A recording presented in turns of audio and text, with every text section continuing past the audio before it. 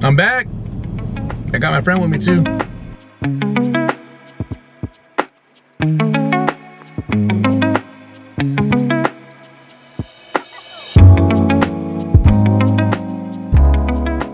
All right, so I have made this video at least 3 times. I keep rambling and I keep getting off topic. It's all the same. It's just I keep going on to the next subject and jumping back and jumping forward. I'm trying to stay focused. It's not easy. It's not easy at all. It's hard for me to stay on topic. And I also got some tips from friends that have watched my last video, which if you haven't watched, go watch it. And hopefully this video is a little bit better. So the last video told you what I was doing, why I'm doing what I'm doing. Now this video, I'm gonna start telling you what I started with selling cards. I started with my own collection and I started selling singles. No sealed product at all. I don't have any sealed product. Any sealed product I get, I normally strip it. I have like 1 tin of Pokemon sitting in my closet. I don't know why it's sitting there. I'm probably gonna rip it soon anyways, but I don't sell any sealed product right now. I'm just solely doing singles. Now, can you make money? Have I been making money selling singles? Yeah, I have yet to break even for the 2 booster boxes, but with everything in my inventory, it's possible. Like I can break even. I can actually make a little bit more profit, but that doesn't mean that you're gonna be as lucky as I was, or you're going to break even ripping a booster box. Do I recommend it? It's a start, I guess. I'm not gonna tell you to go do it. I'm gonna tell you what I'm doing. And the last 2 booster boxes that I ripped, I got pretty lucky. Magic's a little easier to find your hits, I guess. It's a little easier to make money off Magic, because so what I've noticed, maybe I'm wrong, correct me if I'm wrong, but you know, the player base in Magic uses the cards. They play the cards. They actually have the cards in their decks, so they're looking for all kinds of cards, the good cards and then the small cards that they need to just build the deck.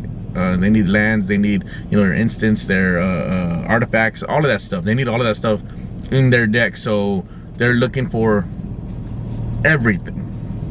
While Pokemon is more, yeah, people do play it. I don't know. I've never been too big in the playing side of it, the TCG.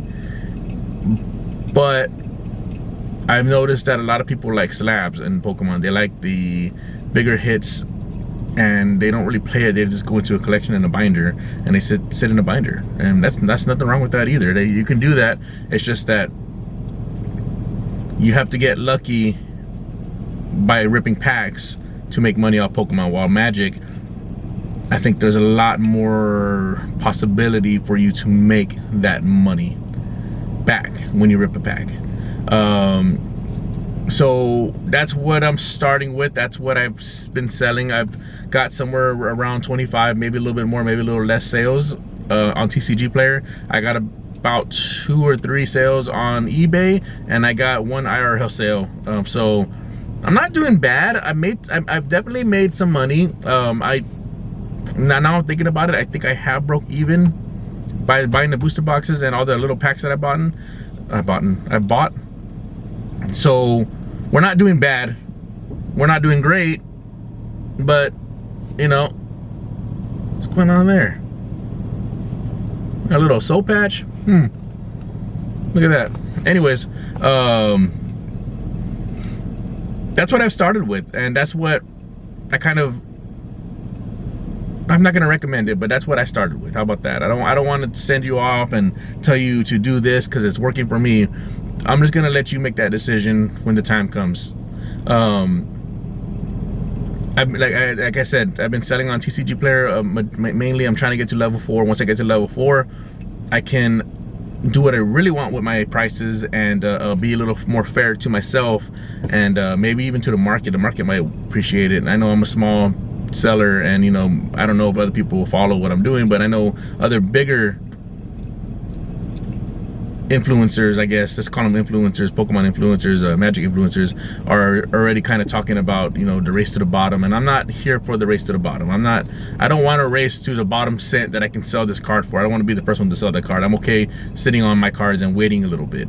Right now, because I'm trying to get level 4 and I'm trying to establish a name for myself, I'm selling them for either market or a little under market, just to entice people to buy from me, because nobody knows who I am.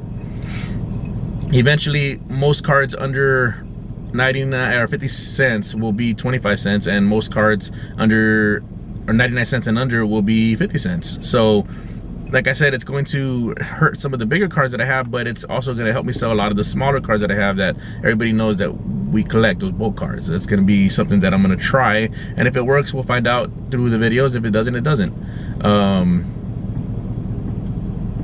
I think that's it. I gotta go to my next stop. You wanna go?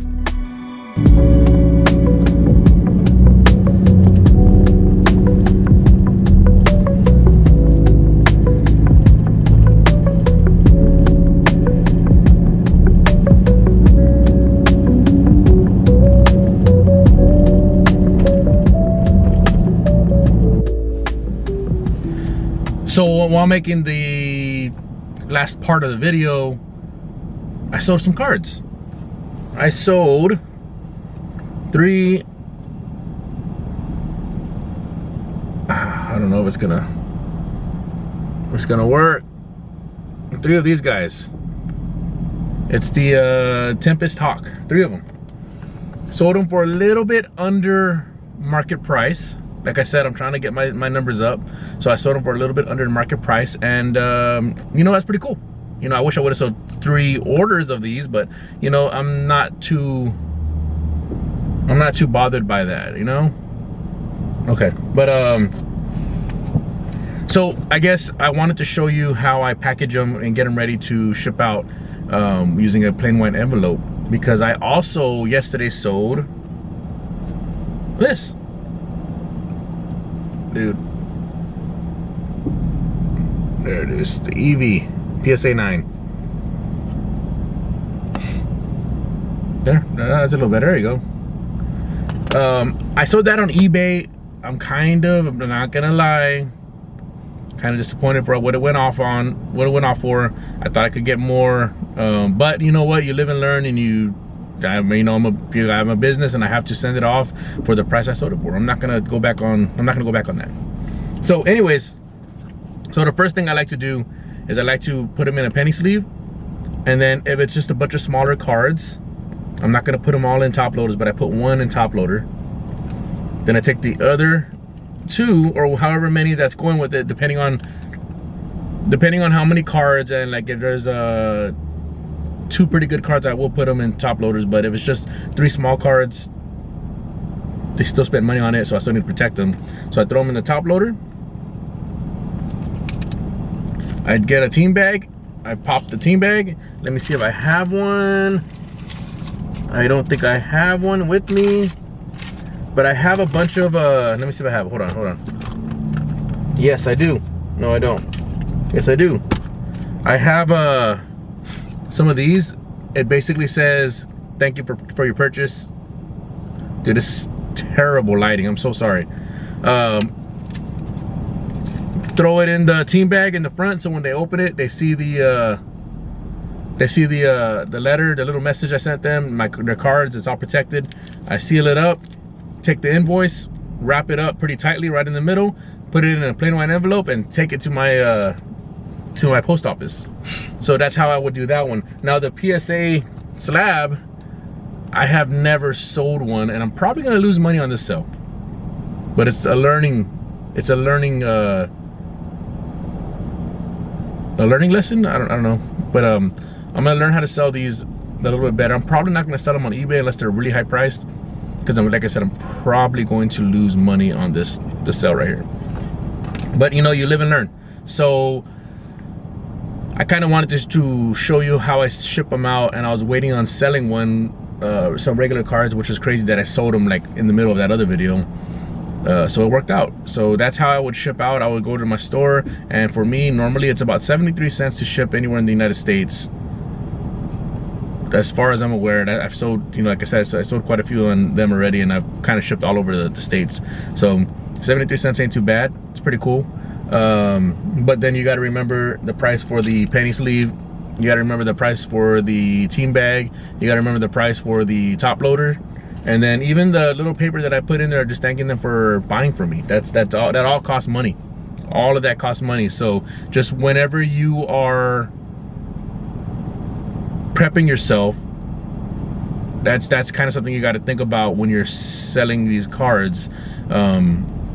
It's not just the card itself. You got to remember all of the materials you need to sell. I also got a printer upstairs that I had bought previously, so I'm you know, fortunate to have one. Most people probably do have one, but I print out my invoice on there and wrap them up in on the card, and I handwrite the address on a letter. So it kind of just depends on how you want to do it. I got a buddy that he just prints out stickers and puts the address on the letter. So kind of however you want to do it, that's how I'm doing it right now.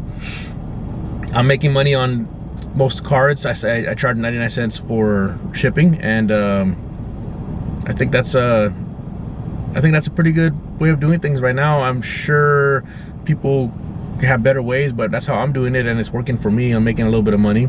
I'm sure there's ways to make more money, but I'm making a little bit of money, and that's pretty easy, man.